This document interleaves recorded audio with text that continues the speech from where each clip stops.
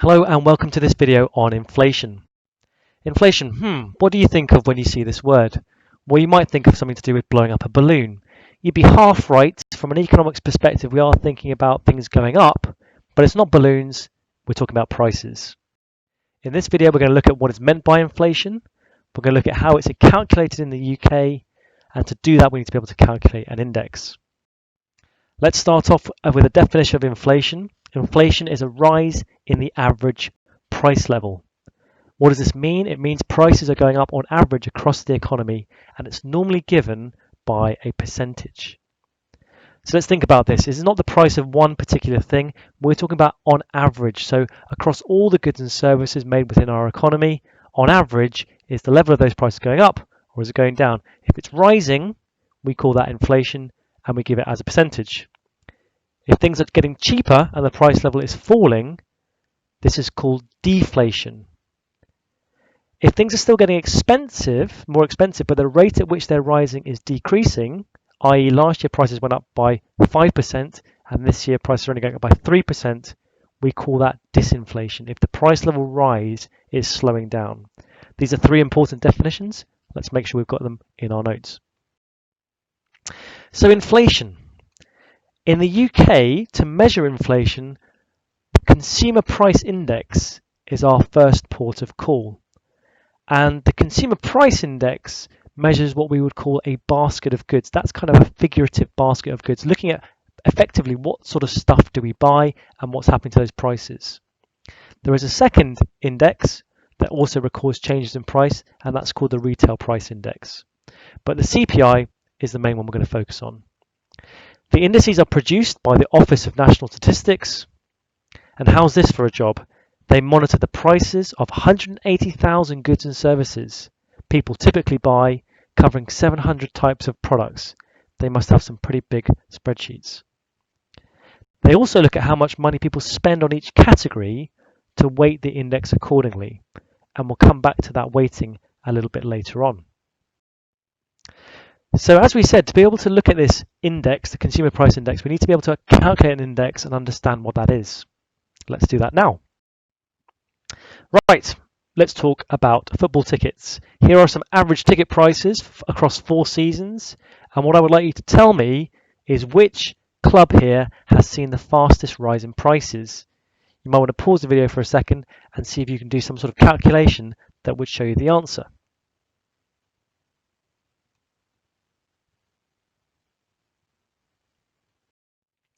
Well, one thing you could have done is create an index, and that involves setting all the figures to a base year and then looking at the percentage change between the years.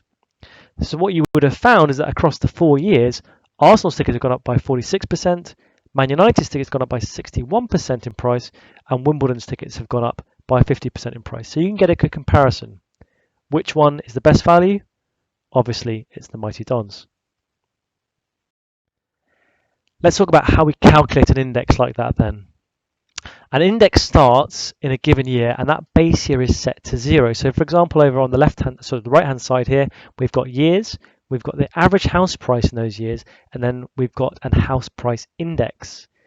So we're going to set our base year £200,000 price to 100. And then the following year, 2008, prices have gone up by £20,000. That's a 10% increase. So our index number would be 110. But by 2009, average house prices are £230,000. That's a 15% increase on the base year, so our index is 115. So in subsequent years, percentage increase pushed the index above 100, percentage decreases pushed the figure below 100. An index number of 102 means a 2% rise from the base year, an index number of 98 means a 2% fall. So it's a nice way to make easy comparisons about prices and whether they're going up or down, because everything is set to one particular base year number. This is an important formula to calculate it. To calculate the index number in any given period, it is the value divided by the base year value times 100. So here, 200,000 is the value, divided by the base year value, 200,000 times 100 gives you 100. 220,000 is the value, divided by the base year, 200,000 times 100 110, and so on. What you can see down here is actually in 2011, the average house price was lower than the base year, and so our index is actually less than 100, 97.57. Okay, let's get back to inflation. As we said there, the ONS, when they're calculating the CPI, the Consumer Price Index, look at how much money people spend on each category and weight the index accordingly. Let's have a look at that. So what they will do is they will weight the prices, because let's be honest, if the price of a Ferrari goes up by a lot, that probably doesn't affect most people because we're not buying Ferraris every week. So they will look at how much money people are spending on each type of price, each type of product or service, and then weight that accordingly within the index. And we call this the shopping basket, the basket of goods, looking at the average things that people, an average household, will buy. And this basket of goods is reviewed each year. Some items are taken out and some items are brought in to make sure the CPI is reflective of people's current spending patterns. So for example, in 2013, these items were brought into the index. They started to monitor the prices of white rum, e-readers, hot chocolate, because these were becoming more popular. And they took some things out to make space. Champagne was becoming less popular, soft contact lenses, and rather randomly, round lettuces. So here is the Consumer Price Index from 2000 to 2015. Straight away, you can see the base year is 2005. That's when our values have been set to 100. And then we can see prices rising or falling from that point. So in 2006, there has been a 2.3% rise. Our index is 102.3. And remember, this is a weighted average index of all those prices, all those 180,000 prices of things, goods and services across the economy. So it gives us a good feel for whether prices are going up or going down. Generally speaking, you can see that prices tend to rise over time. Here is the rate of change between years. Again, 2005 to 2006, you can see our 2.3%. Remember, a lower inflation rate means prices rise more slowly. This is disinflation. You can see this happening throughout this period. Prices are always getting higher, but the rate at which they're getting higher is decreasing. The government aimed to keep the rate of inflation at 2%. Now, what are the limitations of this measure of inflation? What are the limitations of the CPI as a way of showing us what's going on with prices? Well, one of the problems is a few households are average. Not everyone buys the same basket of goods, and so everyone's experience of inflation will be slightly different. My experience of what I buy and the price changes there will be slightly different from yours and what you buy. So it's not fully representative. It might be inaccurate for a non-typical household. For example, if you don't own a car and motoring costs are included in the CPI, then that's not the rate of inflation you're going to experience. Again, spending patterns are different between people. Seeing people have very different patterns of spending than households that have children. Although the price of a product or service may rise, it might also be accompanied by an improvement in quality performance of the product. So it might be more expensive, but maybe it lasts longer. And is that really being taken into consideration? Also, the CPI is quite slow to respond to new products. They're only updated, the basket of goods only updated once each year, and only a few items come in and out. So there may be a bit slow to catch on to trends of what people are buying. Okay, now let's move on to the effects of inflation.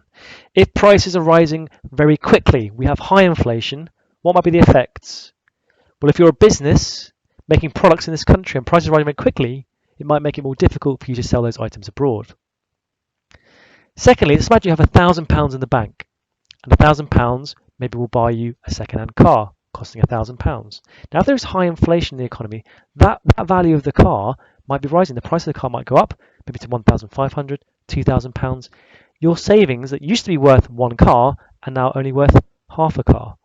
So it makes it worse for savers who have money in the bank because what they can buy gets less and less because the prices of those things are rising. A flip side of that is if you owe lots of money and your wages are rising and prices are rising, the value of what you owe will be proportionately less as prices rise. If you have a fixed income, some people on pensions get paid a certain amount per month. And if prices are rising, what you can buy each month will go down. Often we have what's known as menu and shoe leather costs. And the idea behind this is menu cost, if you think prices are constantly going up very large amounts very regularly.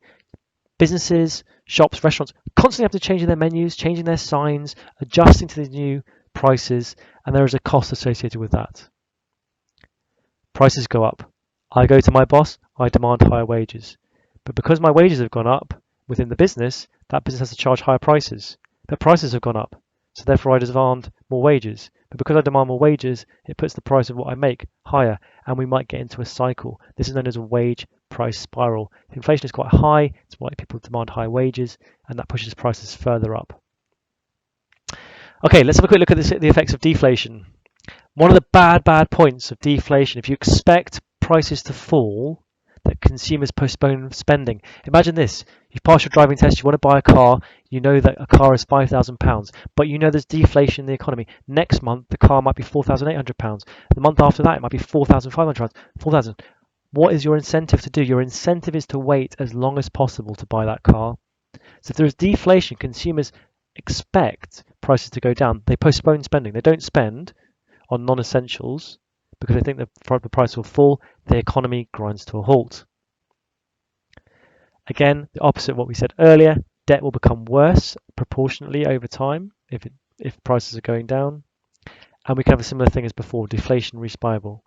People don't buy, so firms cut their prices, but people expect the prices to go down, so they don't buy, so firms cut their prices, and so on and so on. Let's have a look at some inflation rates from around the world. We've seen in the UK our target is 2%, and we've been somewhere between just below 0 and 5% over the last few years. Let's have a look around the world. So we can see the UK 2.3. Some countries experience incredibly high rates of inflation. Look at Zimbabwe down here. Imagine if prices did that on average every year. On the flip side, some countries have problems with deflation. This is where prices fall during the course of a year. So interesting to see some price level changes here. Let's roll this on a little bit further and have a look at inflation in more recent years. So if we go from maybe 2015 onwards, so looking to the right here and looking at CPI, we had initially periods of inflation, rising inflation, but more recently the economy has been characterized by disinflation. So again, we can see declining rates in terms of increase in prices. Prices are still increasing, but at slower and slower rates, to the point where we are now normally consistently below the inflation target of 2%, but still above any risk of deflation. Now, some economies who get things horribly wrong might experience what's known as hyperinflation. That is extremely rapid or out of control inflation, maybe as a result of a wage price spiral. Here are some examples here of countries with hyperinflation. Some of these you might have studied, for example, the Weimar Republic in Germany, where they experienced 29,000% inflation per month. Crazy numbers. Look at this one down here. Very, very high rates of inflation. Okay, before we finish off, some key terms: consumer price index, deflation, disinflation, hyperinflation, and the inflation rate. Let's check we've got these in our notes. So, to wrap up, in this video we've looked at what is meant by inflation, how inflation is calculated in the UK, and to do that we should be comfortable with calculating an index.